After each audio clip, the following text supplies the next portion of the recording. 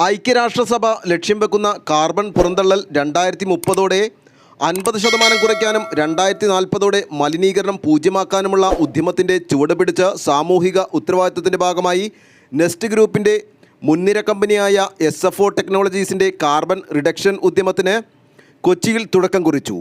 ISRO ചെയർമാനും space department സെക്രട്ടറിയുമായ S. Somnath nest hi tech പാർക്കിൽ ശനിയാഴ്ച രാവിലെ വൃക്ഷത്തൈ നട്ട് ദൗത്യം ഉദ്ഘാടനം ചെയ്തു. തുടർന്ന് അദ്ദേഹം നെസ്റ്റ് എഞ്ചിനീയർമാരുമായും മാനേജ്മെൻറ്റ് ടീമുമായും കാർബൺ ന്യൂട്രാലിറ്റിയെക്കുറിച്ചും അതിൽ കമ്പനികൾക്ക് ചെയ്യാൻ കഴിയുന്ന മഹത്തരമായ ഇടപെടലുകളെക്കുറിച്ചും സംസാരിച്ചു.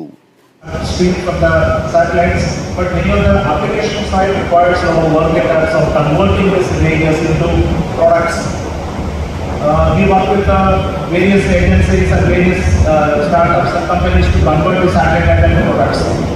Some of the companies that have come up in the recent times are examples that we can examine.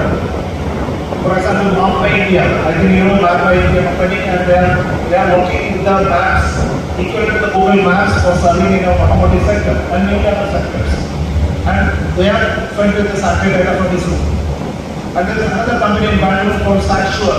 Chandrayaan Aditya ദൗത്യങ്ങൾക്കായുള്ള RF ഉപസംവിധാനങ്ങൾ, ആൻറ്റിന സിസ്റ്റങ്ങളുടെ നിർമ്മാണം, വിക്ഷേപണ വാഹനങ്ങൾക്കായുള്ള ക്രയോജനിക് എഞ്ചിൻ നിയന്ത്രണ സംവിധാനങ്ങൾ എന്നിങ്ങനെ ഒന്നിലധികം പ്രോഗ്രാമുകളിൽ SFO ടെക്നോളജീസ് ISROയുമായി സഹകരിച്ച് പ്രവർത്തിച്ചിട്ടുണ്ട്.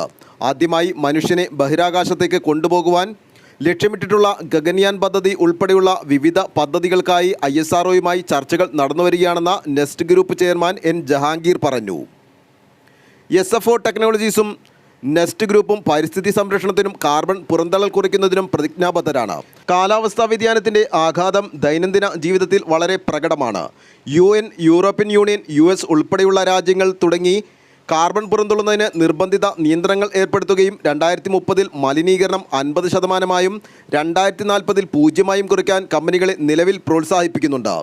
കാർബൺ മലിനീകരണം പരമാവധി കുറച്ചുകൊണ്ട് സാമൂഹിക പ്രതിബദ്ധതയുള്ള ഒരു സ്ഥാപനമെന്ന മാതൃക സൃഷ്ടിക്കുന്നതിന് ഒന്നിലധികം പങ്കാളികളുമായി കരാറിൽ ഒപ്പുവെച്ചതായും ജഹാംഗീർ പറഞ്ഞു. News desk, Kalamassery.